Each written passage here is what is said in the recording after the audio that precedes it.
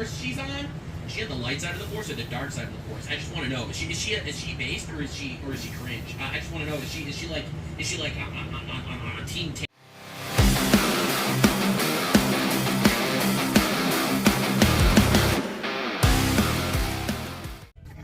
All right, it is Father's Day. It's that universal day where dads across the country open up a nice pair of Argyle socks, a homemade wallet, or the ugliest tie you've ever seen, and we wear it with pride to display our love for our children. The irony being is we paid for it with our own money, if you think about it. Now, you know what, though? We love it.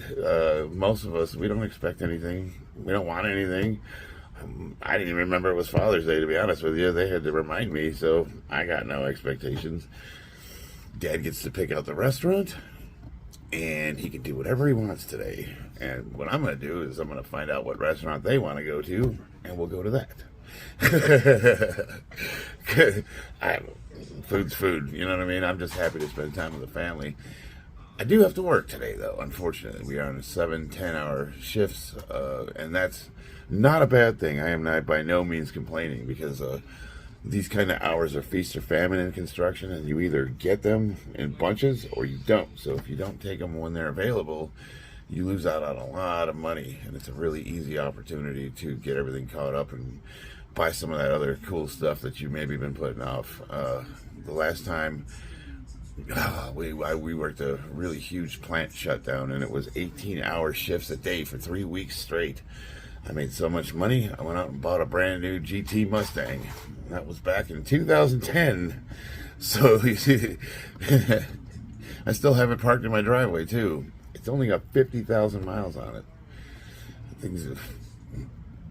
Wow, I mean, my new car that I drive for work has more miles than that thing. Nice. I wonder what the value is. I'll have to look into it, but I digress. Today, we have some awesome comments to go through. I got a couple of zingers that are pretty funny. And I got my garage torn apart. So that's the reason why I'm a little slow to post. With my heavy bags falling off the ceiling because I'm breaking the carabiners. Metal fatigues after a few years. With the bag swinging back and forth, just slowly grinding that thing down. It snapped. And it's the desert. You know, the thing about living in Vegas is it's so dry that everything just becomes brittle. And, you know, the things that would normally last years and years and years don't out here. They stress out, they break. So you got to constantly inspect your gear, which you should be doing anyways, because it's a safety hazard. So this is my morning safety call for all you people that have home gyms, is go ahead this morning and take a once over at all those cables and all those carabiners and all those little levers, and make sure that stuff's not going to fall apart and kill you this morning. Public service announcement. For all my Warhammer 40K friends, fantasy, video games, all that crowd, my nerds, I am compiling a video, and I'll be putting it together. It takes me a little bit longer to get footage because it's intermittent between off hours of work. I'll be talking about the state of the culture war. Since I've been introduced to this whole female custodies thing, I've been doing a lot of research and going down some real deep rabbit holes and trying to answer the question, if media, popular media, entertainment is not making any money off of woke, why do they keep pushing it? And they're pushing it hard. Have you guys seen the new Star Wars? Wow. Yeah, anyway, why do they keep pushing it? Why do they keep pushing this stuff? I answer that question because I found the answer, and it's interesting. It's terrifying, and it shows the direction this country is going to go in if we don't start speaking up for ourselves. So look out for that. This video, I'm just going to stick to comments, and we're going to have some fun on this lovely Sunday morning, and hopefully we'll get a laugh together. Oh, before I dive into the comments, quick poll. My daughter, who is out of school right now, asked me to cut and dye her hair. Yes, Dad's the resident barber of the family. And I was thinking, she wants me to color it with her. What do you guys think? Think I should do it? And if so, what color? Let me know. Okay, first comment in response to my previous video, Angry Marine Rant, as real as I can be. Chill, Cleo Heinies,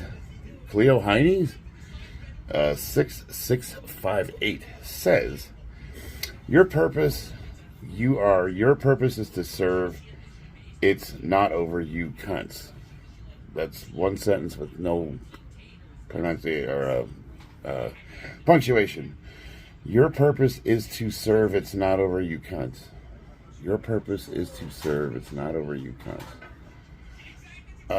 If this is some dude complaining while posting a video of his shitty kickboxing, I'm quoting him, go take a fight. It will give you a reason to actually train.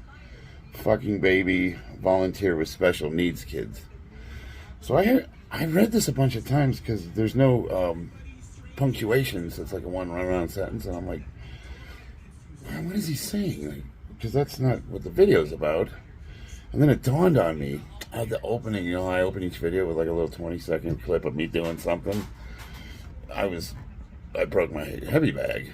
He's like, oh, so you didn't actually watch the movie. I said, oh, I get it now. You didn't actually watch the movie. I couldn't understand your jumbled mess, but after reading it a few times, I think I understand. Yeah, watch the movie. Maybe don't comment on things you don't know and what they're about. I might be bad at kickboxing at the age of 50, but I'm pretty sure I'd make short work of you if you were here in front of me. And then he took him a while to answer back, but he said, deaf, didn't listen, just read the title and watched shitty kickboxing. I mean, yeah, I'm pretty bad. Must be misleading, and also anyone who says make short work of you is a vagina. You never wrestled, you never boxed, you don't know shit about fighting, you would not do well in prison with me, love. And he wrote a heart. And that's where the conversation gets fun, because I told him, I said, I really appreciate the proposition, but I'm married with kids, and I'm just really not into dudes, but I really appreciate it. And then I let him know, I said, well, normally I comment to try to get guys like you to triggered, so that you'll say something, and then I'll have something to present to you guys, and we can all have a laugh about it. And he didn't answer back after that. It kind of quieted him up. And I told him, I said, this is the interesting thing. You guys out yourself. Because what you don't understand is, like, really high-level athletes, people that are really good at fighting, real tough guys that are scary, they don't get online and talk shit about other people's whatever. Like, high-level weightlifters don't make disparaging comments about other weightlifters. A guy that could bench 500 pounds isn't over there criticizing a guy that can only bench 450 pounds if his butt comes up. You don't see championship, boxers getting online and criticizing guys that are new in the gym. People that are really, really good, and especially like people that are like real killers, guys that are fighters, they don't get online and make comments about like people they can mop the floor with, because they have that confidence. You just, if anything, they're helpful. I've noticed that people that are like really, really good at fighting will give you tips on how to get better. They'll see something and or really high level weightlifters are super encouraging. They'll see someone lifting and they'll normally say something nice about the lift, like keep going, that kind of thing. You just don't, you kind of out yourself as being super insecure and more than likely not really good at what it is you're commenting on. And I don't know how you guys don't see that. You know what I mean? Like, you don't understand that? You get that other people read your comments and they pick up on it too. It just comes off as really cringe and insecure, and we are going to laugh at you. I just don't get the whole bragging about being in prison thing, because this is not, I work construction, and a lot of those guys have been in the clink, and every once in a while you get one guy that's really insecure and he'll brag about being in prison as if it's like a badge of honor. Like, what is it we're bragging about exactly? Like, shouldn't our goal to, like, my goal is to not go to prison, because I'm going to agree with you. I'm going to tell you, I'm probably not going to do well in prison. It's not something that I have a bucket list, and I was thinking about it. I'm like, climb Mount Everest, check. Get in a ring with a professional fighter, check. Like, go to prison and grab my ankles. It's just not an experience that I'll be okay if I don't get that one. You know what I mean? All right, the next comment, EIDR House 2010. Eater House 2010? He writes, you married a woman taller than you? Man, that's confidence. Nice. Got yourself some Amazon genetics for the kids. They're going to be strong. Yeah, you have no idea. When her and I first started dating, she would wear heels and just tower over me. I think we were the same height. And then, so at the time, this is like 13, 14 years ago. Jeez, I don't even know. I saw some pictures of some of her ex-boyfriends, and there were dudes that were in pretty good shape. And I was in reasonably decent shape. I was a Marine, and I worked out, but not like I am now. So I was like, man, I better hit the gym. I mean, I don't want to lose this one. Man, she had this long legs. I just mesmerized. She was just such an exotic beauty. I still think she is. Oh man, I'm just as much in love with her. I find her every bit as beautiful today as I did when we first started dating. But we've lost some of that youth. You just can't. I told her, I was telling her the other day. It's like, I don't think we'll ever get back. We always talk about like how we used to look and wish we were like that. I don't think you can ever get back to that. So it's like now it's almost like trying to sculpt the new you. You're a different person now. We are, as we get older, we're going to be a little heavier. I'm shorter. I think I shrunk. The weights, I think, shrunk me because she's taller than me now. As far as the kids, their kids are good-looking kids, and I'm really, really happy. But no, as far as like the confidence thing, when we used to go out and she'd have her heels on, I would get these guys and they would just be staring at me like this motherfucker. Look at this douchebag. Because I looked like the typical meathead. They would look at her, and she'd have these little short skirts on with these super high spiked heels, and I saw the guys just staring at her. And then I would walk up and, hey, baby, and put my arm around her, and then they would look at me, and they would just be like, he must have money. But I was swole, I was a meatball, so we made a good pair, I think. I don't know, I think we did all right, and the kids are beautiful. Honestly, what she sees in me, I can't tell you. But I'm a fortunate man, and I'm very, very blessed, and that's all I can say. Happy Father's Day to me. All right, this comment is Emeretta Robinson. It's a little bit of a long one. I have a question after watching yet another YouTube short by Renaissance Periodization, titled, This is Why John Cena is Huge. In it, he's analyzing John Cena squatting 611 pounds. But he said he squatted with good form and to competition depth. What is with competition depth? You know how I think football, golf, they bring out a stick with a string on it to measure distance from the ball to the target. And please know that as somebody who grew up watching football games because I wanted to spend time with my older brothers, I still only know what a touchdown and a field goal is. But my question is, there's something off to the side that marks where competition depth is in a squat. Okay. Most federations, competition depth is the crease of the hips right below the top of the knees. That you have to go, that's the minimum you have to go in order for the squat to count as a full squat. And they have to have standards, because otherwise, what would a squat be? I mean, a lot of powerlifting squats, you see these guys wearing these suits, and they have they almost squat with a sumo stance, and they squat out of a monolift. And I've noticed a lot of those federations, those squats look super high to me. But generally speaking, you have a judge in the front and two to the sides. The two to the sides are looking at your hip crease to make sure that it goes below the knee. Why is that a big deal? I know I guess it's just generally accepted that counts as a real squat.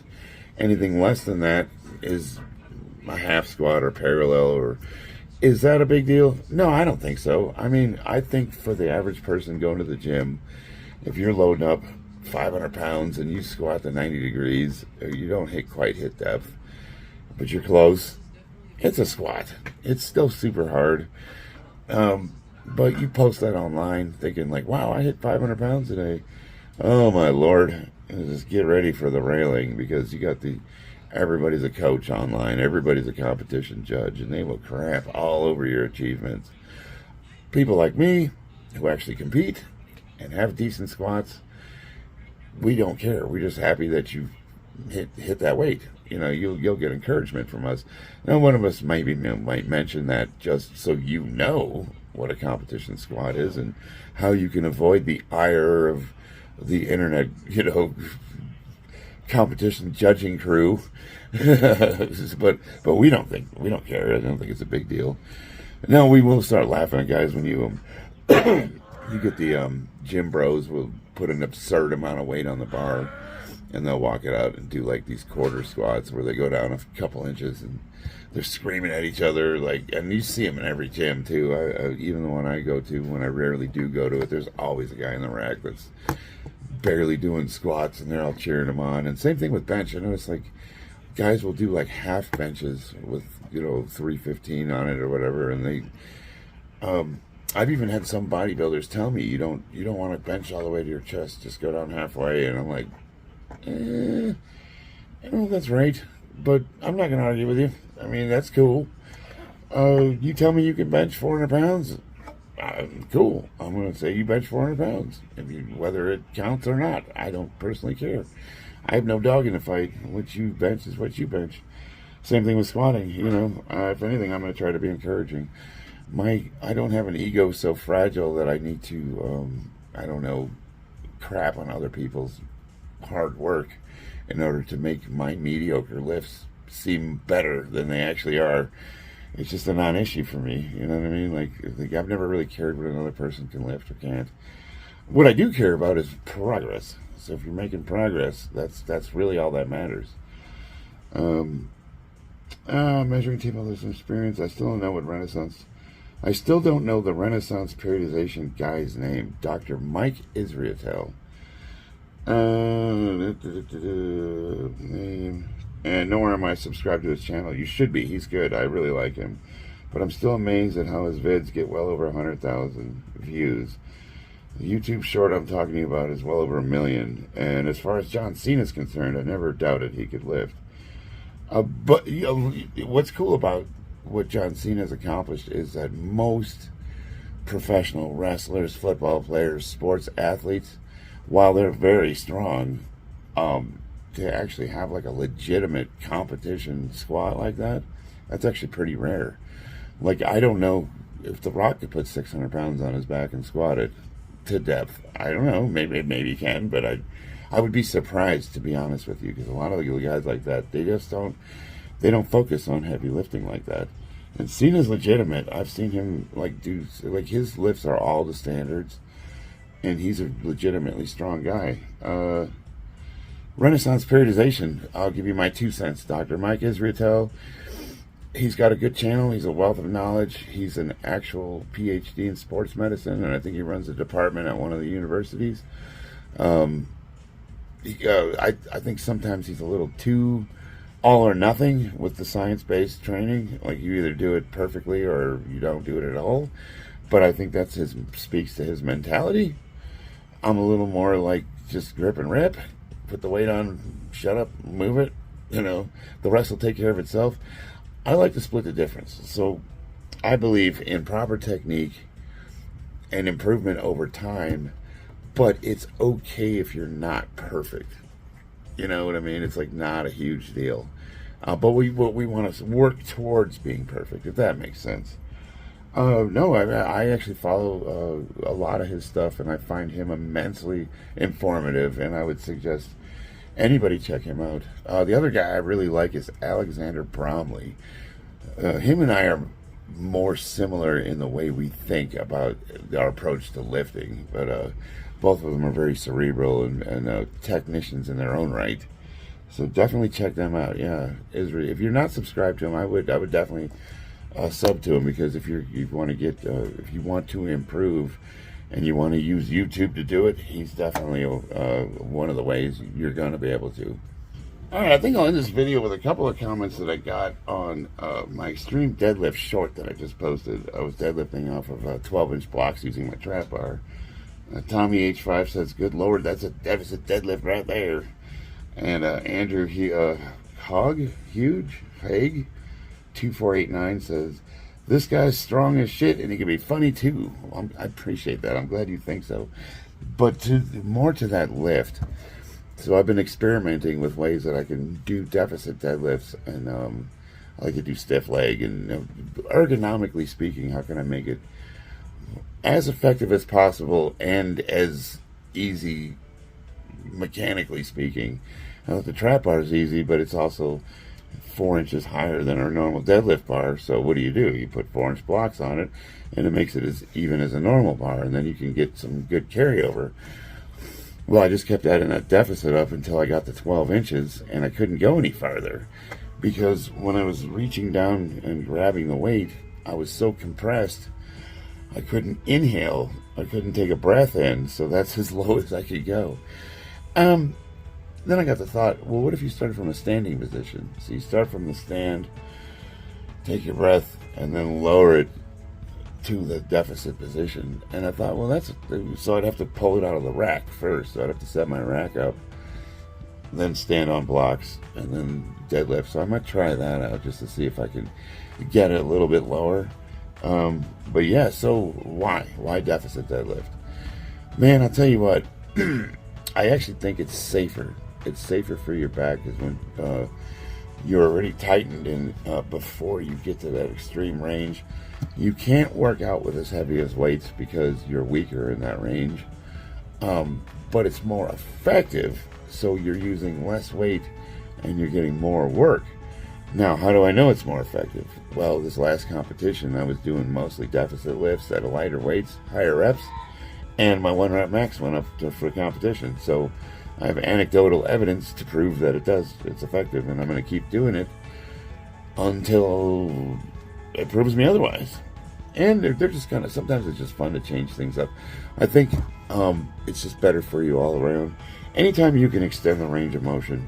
I'll get comments like when I'm using the camber bar on bench, guys will be like, "All right, that's a good way to blow your shoulders out." I'm like, no, they actually healed my shoulders.